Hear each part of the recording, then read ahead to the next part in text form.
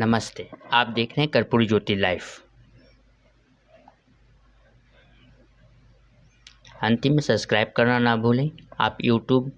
Facebook, Twitter, Instagram पे follow कर सकते हैं और लास्ट में सब्सक्राइब करना ना भूलें। सभा के संचालन कर रहे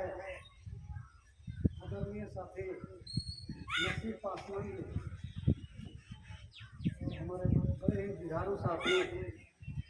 इंडियन पीपुल्स फ्रंट से मिस्टर भाकपा माले के साथ लंबी यात्रा करने वाले हमारे लिबरेशन के साथी जितेंद्र जी, भाई सतीश जी, नगर प्रखंड के हमारी बहन आदरणीय प्रमुख वक्ता जी और साथी संदेश जी और तमाम यहाँ पर साथी जो उपस्थित हैं भाकपा माले के सक्रिय साथी और खास करके बिहार राज्य के भाकपा माले के संगठन के रीढ़ माने जाने वाले धनरुआ इकाई के तमाम सदस्यों को मैं नववर्ष की हार्दिक शुभकामना के साथ मैं खुशी इजहार करता हूँ कि आज लंबी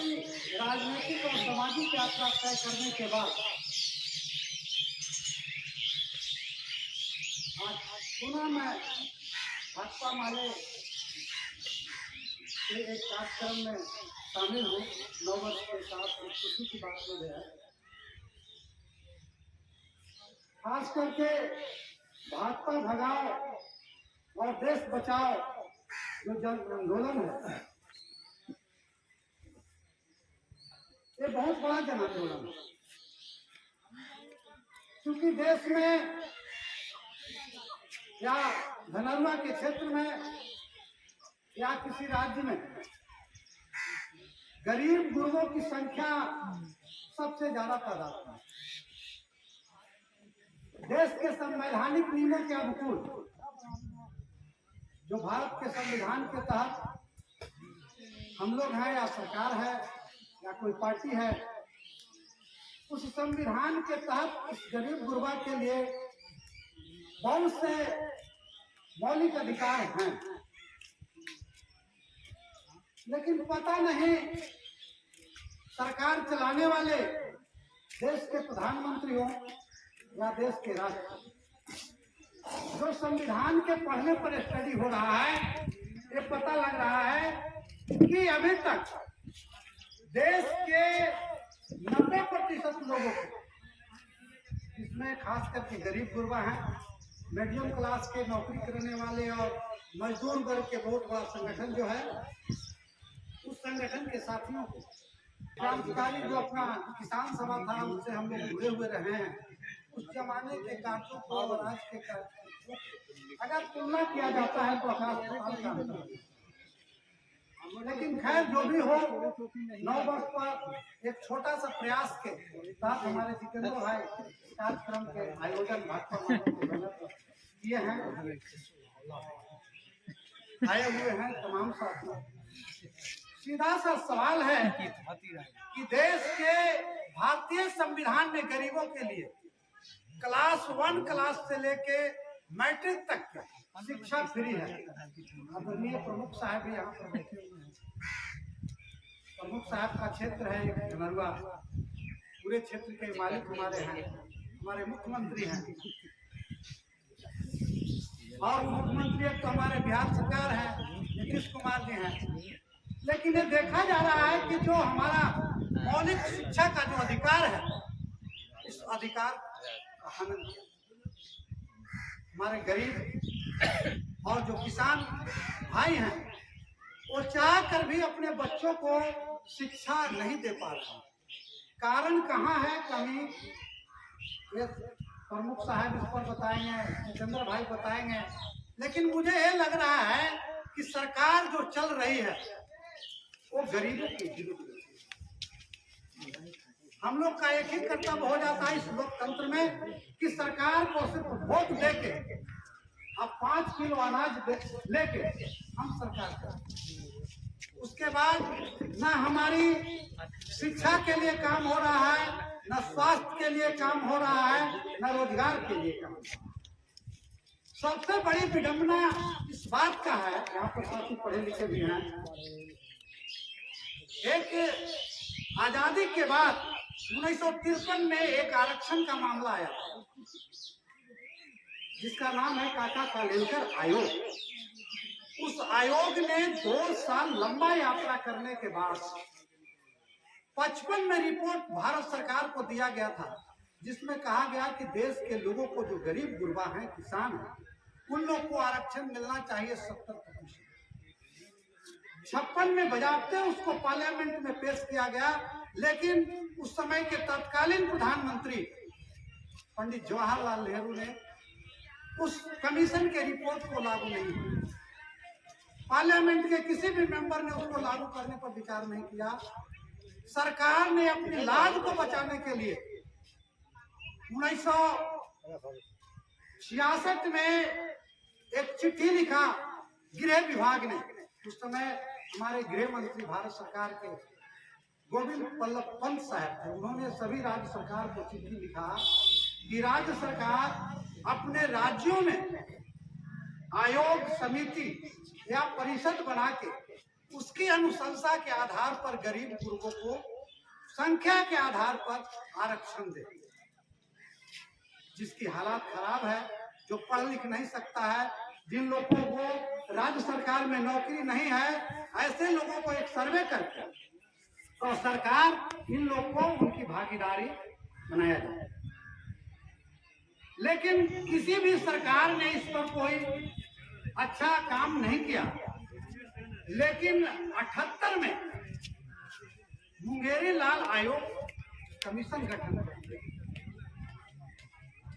राज्य के मुख्यमंत्री जननायक कर्पूरी ठाकुर ने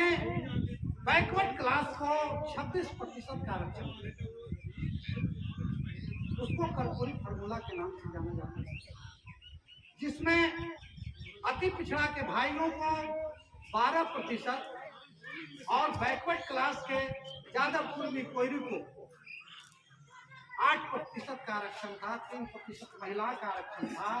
और 3% स्वर्ण जाति के गरीब महिलाओं का आरक्षण था, जिसको उस समय हम लोग छोटे थे, लेकिन सतीश जी वर्मा साहब तो काफी अनुभवी हैं, उनको ज्यादा मालूम होगा। उस समय इस आरक्षण के विरोध में आंदोलन चला था और इस आंदोलन के विरोध में स्वर्ण जाति के लोगों ने बहुत बड़ा तांडव मचाया। कर्पूरी ठाकुर ने मैसेज दिया था मीटिंग में कि जब देश में बामन जरूरी है तो लोगों को 26 में क्या मजबूरी है। खैर आरक्षण एक चला, लंबी यात्रा तक चला। उसके बाद राज्यों में कमीशन गठन करके बैकवर्ड क्लास को आरक्षण दिया गया। स्कूल राज्यों में 67%, राज्य में 70% का आरक्षण है। आज हमारे बिहार में भी 26% का आरक्षण है बैकवर्ड क्लास। लेकिन सबसे ताज्जुब वाली बात कि 2005 में आदरणीय नीतीश कुमार जी उनका 18% आरक्षण अति पिछड़ा वर्गों को दिया गया, जो आज भी राज्य सरकार में लागू है। लेकिन श्री नीतीश कुमार जी ने उस समय एक कृष्ण मेमोरियल हॉल में कन्वेंशन किए थे, जिसमें बिहार राज्य के बहुत से पिछड़ा और अन्य जाति के लोग वहाँ गए थे। उनमें उन्होंने वक्तव्य दिया था कि अगर मेरी सरकार बनेगी तो मैं पिछड़ा जाति को संख्या के आधार पर, लेकिन उनकी सरकार बनी भी और आज चल भी रही है। लेकिन अफसोस है कि संख्या के आधार पर उन्होंने अभी तक आरक्षण दिया।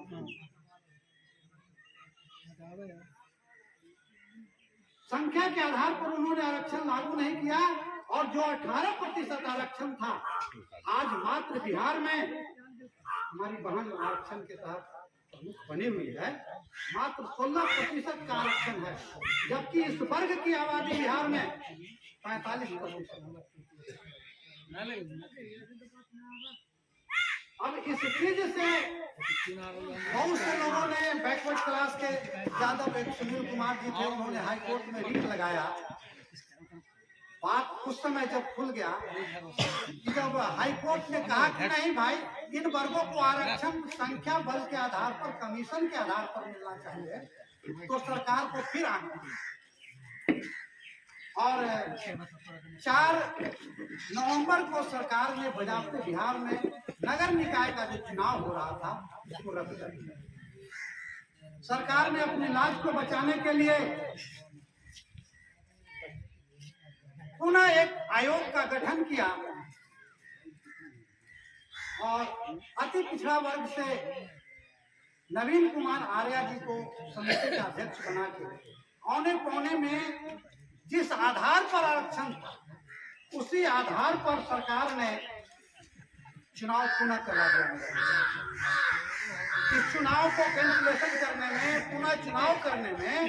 अति पिछड़ा वर्ग का आर्थिक और सामाजिक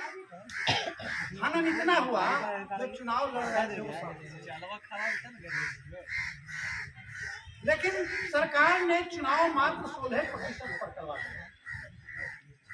मैं इस नीति को, सरकार की नीति को, हम सरकार के गठबंधन में हैं, लेकिन मैं सरकार के इस नीति को और निंदा मैं करता हूँ। चूंकि जब हमारी आबादी 45% है, तो संख्या के आधार पर सरकार का कहना है कि 20% हम आरक्षण दे रहे हैं, और जब मैनेजिंग किया जाता है तो हम 16% के आरक्षण। ज्यादा तो मुझे जानकारी नहीं है, लेकिन वामपंथ के साथियों ने, नेशनल कमेटी ने बैठक के निर्णय लिए हैं कि देश में आजादी के बाद अगर ज्यादा कोई हरास हुआ है तो अति पिछड़ा वर्ग के लोग हरास हुए हैं। इसलिए वामपंथ के लोगों ने, नेशनल स्टूडेंट कमेटी के लोगों ने फैसला लिया है कि अब अगला आंदोलन हमारा इन वर्गों के आधार पर होगा। अब हो पाएगा या नहीं हो पाएगा, क्योंकि अब उनकी कमेटी की मामला है, लेकिन जिन्होंने फैसला किया है वो बहुत ही संसदीय बात है और मैं इसकी समर्थन करता हूँ। और खास करके भाजपा भगाओ, देश बचाओ और गरीब गुरबा के आवाज को आगे बढ़ाने के लिए राष्ट्रीय अति पिछड़ा अधिकार मंच संगठन है, उस संगठन के माध्यम से नरेंद्र मोदी सरकार के खिलाफ मिशन अति पिछड़ा पासमानदा और सभी जाति की महिला आरक्षण 2024 पर एक हम लोगों ने नारा लगाया है, और उस नारा के तहत पूरे राज्य में हम लोग काम कर रहे हैं। उसी कार्यक्रम के एक छोटा सा और बड़ा रूप लेते हुए जितेंद्र भाई के सहयोग से आज मैं पहुंचा हूँ, जिसमें है कि 2024 में संख्या अनुपात में अति पिछड़ा और गरीब वर्ग के महिला को संख्या अनुपात में आरक्षण लागू करे, नहीं तो नरेंद्र मोदी सरकार अपना गद्दी खाली करे। मेरा पुरजोर इस पर राज्य स्तरीय कार्यक्रम चल रहा है, जिसका हमारा 2 तारीख को मसौड़ी में भी बैठक है, 4 तारीख को गया के मगध प्रमंडल में गांधी मैदान में हमारी बैठक चल रही है, और 24 जनवरी 2023 को मसौड़ी के गांधी मैदान में तमाम साथी अति पिछड़ा और सभी माने भाजपा विरोधी संगठन के तमाम राजनीतिक दलों और कार्यकर्ताओं, सामाजिक संगठनों के साथ एक हम लोग जननायक कर्पूरी ठाकुर जयंती का उद्घाटन करेंगे, और वहाँ से एक रथ का संचालन करके पर्याप्त हल्ला करेंगे कि भाजपा हटा और देश में संख्या आधार पर हमारी आरक्षण को लागू करो, नहीं तो साथी अभी के यहाँ पर हैं और वाम दल के हमारे साथी अधिकारी हैं, उन लोग से हमारी हमेशा बात होते रहता है। और मैं चाहूँगा, अपील करना चाहूँगा कि इस पर इस कार्यक्रम को सहयोग दें चूंकि बहुत बड़ा गरीबों का भलाई का है और हमारी बहन बबीता जी हैं, अति पिछड़ा से हमारी बनी हुई हैं, गर्व है हमारा, ये अति पिछड़ा का बहन है, हमारा प्रमुख है। इस कार्यक्रम को और संख्या को बढ़ाने के लिए मैं चाहूँगा कि बबीता जी भी इस कार्यक्रम में हिस्सा लें, क्योंकि पिछले कार्यक्रम में भी इनको जानकारी दी गई थी, लेकिन समय अभाव के कारण शायद नहीं पहुंच पा रही हैं। लेकिन मैं बहन से चाहूँगा कि आरक्षण से आई हैं तो इस आरक्षण को और महिला सशक्तिकरण को आगे बढ़ाते हुए इस आरक्षण में कदम से कदम बढ़ाकर अपनी सहयोग दें। बैठा हम इस कार्यक्रम का प्रशंसा करते हैं और आगे भी हम लोग एक दूसरे को कंधे से कंधे मिला के कार्य सफल बनाने का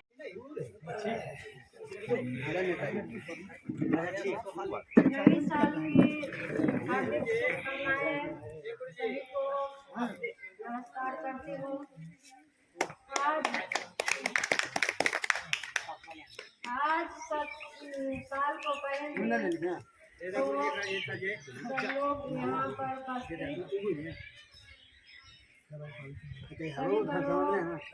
एक फोटो को बधाई देती हूँ और जो भी बड़े भैया लोग बोले हैं कमी कमाओ में जो हम लोग ध्यान जरूर देंगे और देती हूँ। अभी में जो अस्पताल के लिए बोल रहे हैं तो हम ध्यान जरूर देंगे और देते भी हैं, इसलिए इस बात को रखते हुए अपना बात समाप्त करती हूँ। पीछे भाजपा भगाओ, ग्राम पंचायत देश बचाओ, भारत बनाओ के साथ विचार गोष्ठी है। इस गोष्ठी में उपस्थित हमारे अति पिछड़ा राष्ट्रीय अधिकार मंच के श्यामनंदन बाबू, प्रखंड प्रमुख माननीय बबीता जी, पति सुनमुन जी, हमारे वरिष्ठ नौजवान जुझारू चर्चित नेता भाकपा माले के प्रखंड कमेटी कामरेड रामजीवन पासवान, हमारे अध्यक्षता कर रहे comrade Narsingh Paswan local committee सदस्य, वह जोधा पंचायत जिम्मेवार पूर्व मुखिया बुजुर्ग और पार्टी लोकल कमेटी सदस्य कामरेड सतीश वर्मा, प्रखंड कमेटी सदस्य खेत मजदूर सभा के नेता comrade Kaushalya Devi, local committee सदस्य रीता देवी, हमारे प्रखंड कमेटी खेत मजदूर का जुझारू नेता सुरेंद्र राम राजकुमार भाई धमौल, छाती पंचायत लोकल कमेटी सदस्य कामरेड पप्पू, वार्ड सदस्य सहित और वार्ड सदस्य हमारे कमलेश भाई, वह जोगिंदर, कई लोग यहाँ पर जो बीर पंचायत के चर्चित और विभिन्न गांवों से आए हुए बुजुर्ग, वह चित्रौली से, और आज बल्लम भाई, तमाम लोगों के हम क्रांतिकारी अभिवादन करता हूँ। साथियों, ऐसे समय में जो इस शीतलहरी जाड़ा में यह कुशबंद धरती जो पटना नालंदा का सीमा पर स्थित जो हमारे कामरेड, वह इंडियन पीपुल्स फ्रंट के जमाने का याद दिलाते हुए, जिस समय जोतो बोए काटे धान खेत के मालिक वही किसान, जो किसान आंदोलन चल रहा था, वह आंदोलन को याद दिलाते हुए कामरेड श्यामनंदन जी जो रख रहे थे, तो बहुत सारे याद दिला दिए पिछले जमाने का, जो आज हम समझते हैं कि उस दौर का, जिस समय फुसफुसाते हुए हम लोग ने बात किया करते थे, आज बहुत बड़ा बड़ा हॉल खोजते हैं बातचीत करने के लिए, और उसी हॉल का कड़ी है यह शीतलहरी जाड़ा में यहाँ यह विचार गोष्ठी में हम तमाम लोग उपस्थित हैं। ऐसे समय में उपस्थित हैं जो देश विकट संकट के दौर से गुजर रहा है, और यह दौर ऐसे समय में हमारे एक बात सदस्य यहाँ पर निजामत के रहने वाले कमलेश भाई हैं, जो याद दिलाते हैं कि हम उस जमाने की बात कर रहे हैं। एक गीत भी याद आ जाता है कि कैसन मिलल आजादी जहां पानी न मिले, वह नल जल, जो आज के दौर में वह नल जल का भी बात आता है, जो हाल फिलहाल इन्होंने इसी तरह से शीतलहरी जाड़ा के दौर में ये सोच करके हासापुर में बैठे थे, अब बैठ करके हमको भी आमंत्रित किए थे सारे वार्ड सदस्य, और लिट्टी लेकर के, लिट्टी चोखा बाजार से, यानी बेमुंह धोए हुए बैठ करके विचार विमर्श कर रहे थे। वो विचार विमर्श में हमको भी आमंत्रित करके पूरे नल जल से समीक्षा करते हुए, यानी तमाम विकास के बात करते हुए याद दिलाए पुराना कोरोना के दौर में जो प्रवासी मजदूर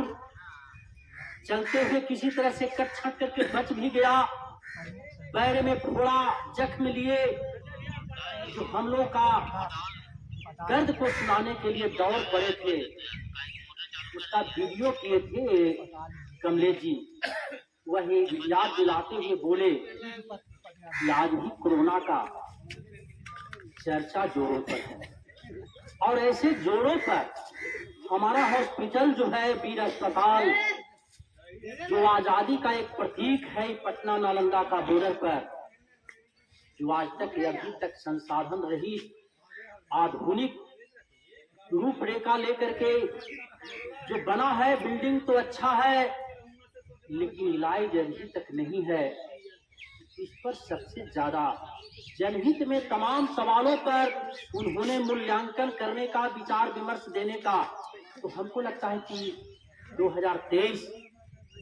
जाते जाते बक्स जनप्रतिनिधियों में अब बड़ा संजोग है कि नए साल में हम लोग एक जगह बैठने का मौका मिला, और सब लोग खुशी जता रहे हैं कि हम लोग निश्चित तौर पर देखने में लग रहा है, लेकिन बहुत बड़ा बात लेकर के हम लोग जन जन तक के जाएंगे। तो साथियों, यह जनपक्षीय हम लोग जो एक चर्चा बहस का भी विषय बनाए हैं, जो लोग रखे भी, अभी एक वार्ड सदस्य भी रखे कि महागठबंधन की सरकार है, और महागठबंधन की सरकार में, और महागठबंधन के सरकार में वही गरीब है, सबसे मेहनती है, उसी का जामात है। तो सबसे ज्यादा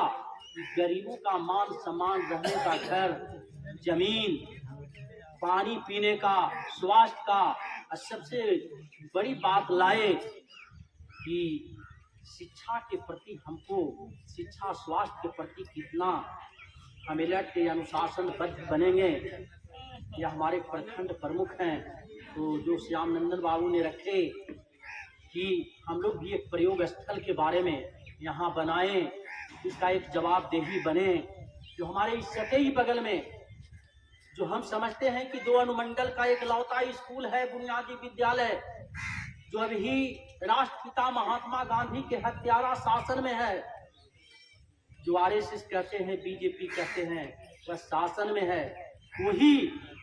जो गांधी जी ने, राष्ट्रपिता महात्मा गांधी ने, यही जो दंगा हुआ था, तो दंगा के शांति के लिए आए थे, उसी का प्रतीक के राजकीय बुनियादी विद्यालय है औरंगाबाद,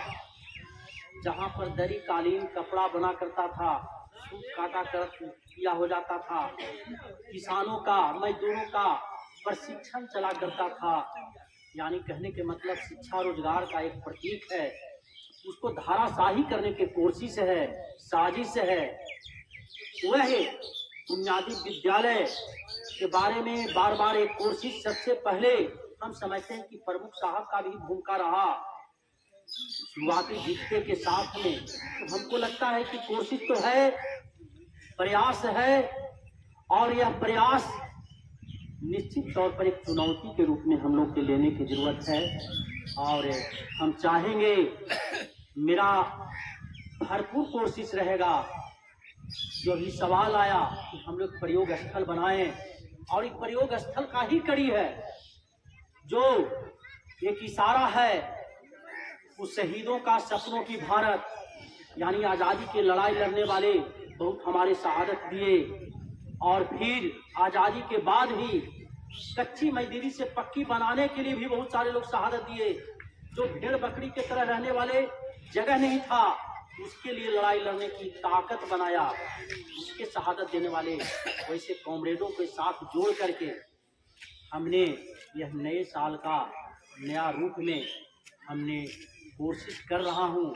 और वही कोशिश का कड़ी आज हमें ये विचार गोष्ठी ऐसे जगह पर, ऐसे स्थान पर रखे हैं, तो हम तो आग्रह करेंगे कि यहाँ से हम लोग तमाम लोग एक संकल्प के रूप में लें, तो निश्चित है कि शिक्षा, स्वास्थ्य, राशन, किरासन, तमाम चीज़ों पर हम काबू पाएंगे। और एक प्रयोग स्थल के रूप में धनरुआ राजधानी वाला जिला का प्रखंड है, पटना नालंदा का सीमा का प्रखंड है, जहानाबाद जिला का प्रखंड है, यहाँ से एक मैसेज निश्चित तौर पर हम पूरे बिहार नहीं पूरे भारत में देंगे। इसके ही कोशिश हम चाहेंगे कि हम लोग जितना उपस्थित, जितना विचार विमर्श में शामिल रहे हों, तमाम लोगों से आग्रह करेंगे, यही कड़ी हम लोग का पाठ बने, संघर्ष बने। आज का नया संदेश नए ढंग से जाने की आस्था रखते हुए, संकल्प लेते हुए हम तमाम लोगों से आग्रह यही रहेगा। और एक लाए कि चारों तरफ वाम पंथ चाहे खुद अभी ला रहे थे, वामपंथ का ही एक है जो महागठबंधन का, जिसमें ये भी देख रहे होंगे तेज धार के मतलब, एक क्रांतिकारी धार मजबूत बनाने के मतलब, विचारधारा तेज करने के मतलब, जिसमें ये भी एक कड़ी जुड़ा हुआ है। तो हम ये भी चाहेंगे कि आज से हम लोग इस दिशा में, भले देखने में लग रहा है कि एक लोकल कमेटी के द्वारा यह आमंत्रित किया गया है, आप लोग का प्रयास होगा, तो हम समझते हैं कि हम लोग का यह प्रयास निश्चित तौर पर बहुत सारे लोग मंथन करें कि आखिर कारण क्या है, जो जगह पर आज ज़्यादातर में एक पिकनिक के नाम पर लोग दारू मुर्गा की जमात बना रहे हैं, लोग विचार विमर्श करने के काम। तो साथियों, आज हम ऐसे मौके पर, और बड़ा संजोग है कि यह आए भी, जैसा रिपोर्ट है कि एक मीडिया वाले भी साथ में आ गए हैं, तो हम समझते हैं